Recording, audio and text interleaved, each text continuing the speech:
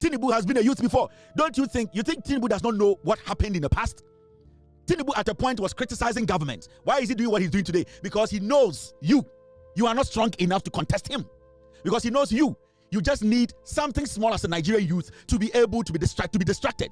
Because Tinubu knows that you are so weak-minded. You cannot think independently.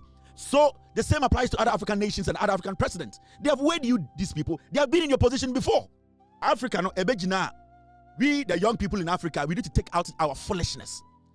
An African leader, the most easiest thing for any African leader to do is to convince the African youth.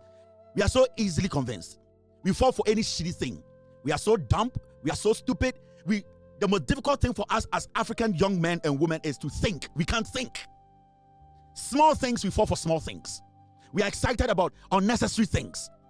Sometimes we even look at or listen to English, grammar, and we just get convinced with grammar.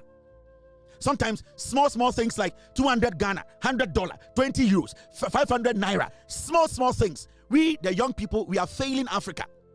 A Chinese comes to Africa and he calls a young African and says, take $1,000 and destroy this whole land for me. Let's form a partnership. Go and register the land in your name and let me destroy your land. And an African young man will say, yes, this is what we need to be talking about.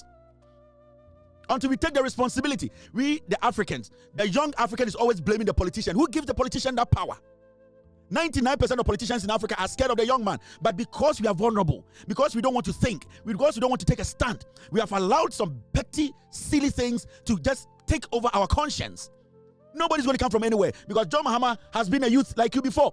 They have been youths before. They have been in your position before. They have been unemployed before. They told themselves they'll fight the system. Gradually, when they got out of the system, they realized that the people who are in their position, the position they were in, they used to think the same way they also were thinking. So let us not make it look like the problem is a complex problem. Africa's problem is the youth taking responsibility.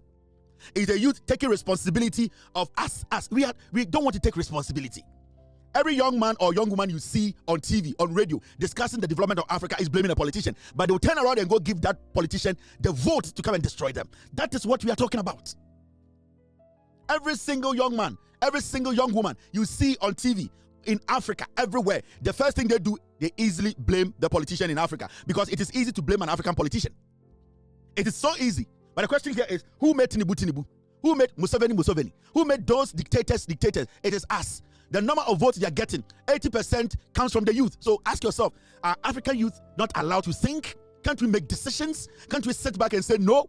And you turn around and say, we are fighting. You are doing nothing when, in the first place, you are given the opportunity to make a decision that will change your life, your destiny. Go to the ballot and vote for the right